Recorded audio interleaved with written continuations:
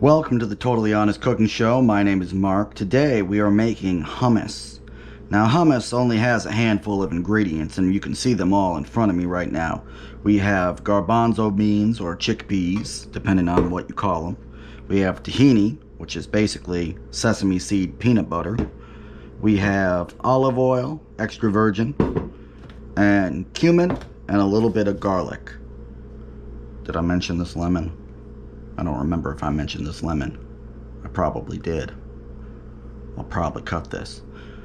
There's really no reason to buy hummus at the store if you have these ingredients and you have a food processor or a blender. If you don't have a food processor or a blender, look on Craigslist. You can get a cheap blender. Very cheap, especially if you do it around the time colleges are letting out, if you happen to be near a college campus. Now, we're going to start by putting our garlic in a frying pan with some olive oil. Why are we doing this, you might ask? Well, one of the things that you want in your hummus is going to be roasted garlic. However, today we were too lazy to take the time to roast garlic. Actually, we forgot we didn't have pre-roasted garlic, because pre-roasted garlic is something that I like. I like to roast garlic and keep it in the fridge and snack on it, and it's why everybody loves to talk to me. I might need a mint. Anyway, so we've got our pan heating up on medium heat, and we're just gonna chuck our garlic in with the paper on with reckless abandon. I read on the internet that this should work in place of roasting our own garlic. We'll find out together today. Remember, the Totally Honest Cooking Show is all about learning together. When I looked this up on the internet, it said, put it in the pan and char it. Now, there were no pictures of what charred garlic looks like. I'm assuming we're just gonna brown it, give it some color.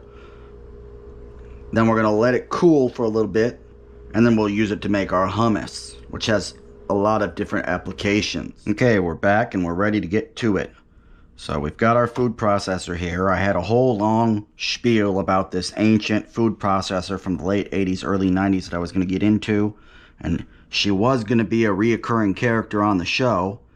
But when I was getting ready, it looks like some of the locks on the bottom of this have finally snapped off. And so our food processor has about 1 day before retirement because we don't mess around with food safety and blades. But that's okay. I'm going to start by grabbing my chickpeas, tossing them in. Now, when it comes to texture for this, if you really want that smooth and silky kind of vibe that you get from some hummuses, one way to go about that is to peel the chickpeas.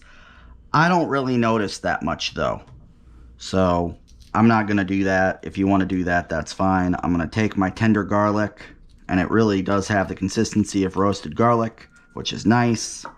So we've learned a hack for if we just want a quick roasted garlic kind of feel. I'm gonna peel these and drop them right in, and then we're going to do solids, then liquids.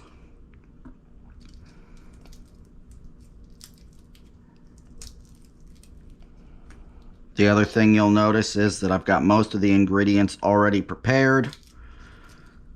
It's one of those things that you learn if you watch a lot of cooking shows. This really does speed up anything you cook. The only thing I didn't prepare ahead of time was the lemon. So we're gonna go ahead and I rolled my lemon like I always do. And now I'm gonna press my lemon. I'm gonna put it into this so that it's easier to pour into the mixer. And that's the juice of 1 full lemon. Next, we're gonna add half a teaspoon of cumin. And then we're gonna let her rip on high. One of the reasons you want to do the dry ingredients first is that the liquid ingredients are going to start to displace the dry ingredients once you add them, and that will make it a little bit harder to get that smooth suppleness out of this chickpeas. So that's why we started that way. Now we're going to go ahead and turn on the food processor and process in our lemon juice. Then we're going to turn on our food processor and process in our tahini. Okay, so now we've got this ball rolling around in there. And that's when we're going to start adding our 2 tablespoons of olive oil.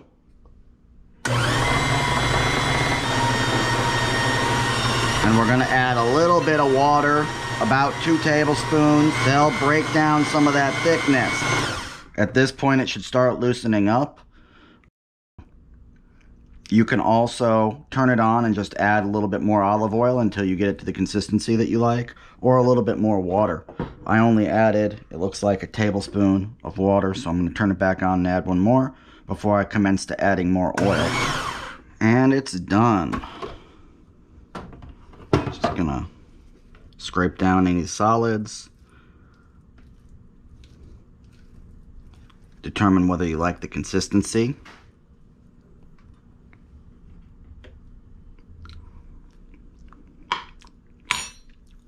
Pretty good. Maybe a little bit more oil. And now that I've scraped it down, you know what I forgot? I forgot to salt it.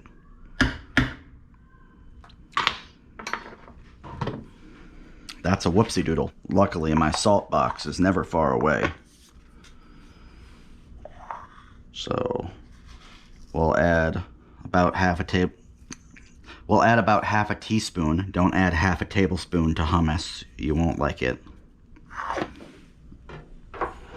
And then we'll process it again.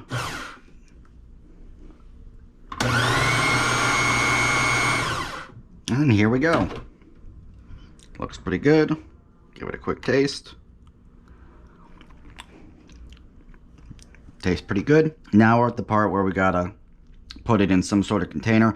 You can put this directly into a serving bowl if you like. I usually put it directly into storage. I'm going to be putting this onto a Mediterranean chicken dish that I do. That will probably be next week's episode. So really, I just want this for that. I'm not serving it individually, though you can serve this as a meal. A light meal, you know, with bread and vegetables and stuff like that. I tend to go a little bit more meatier, at least for dinner. So I'm going to put it on top of some chicken, and it will be delicious. Spread it out, make it look pretty. We're gonna dust it with paprika. A little bit more when you serve it too. Paprika's freaking delicious. Whoever designed this bottle is not very good at designing bottles. You call yourself a Hungarian paprika container. And then we will add a swirl of olive oil to the top. That way when you dunk your bread in, you got some oil, you got some beautiful hummus, and you're ready to go. Okay, like, subscribe, click the little bell. Recipes in the description below. We'll see if I need to replace this food processor, and I'll see you next Wednesday. Bye.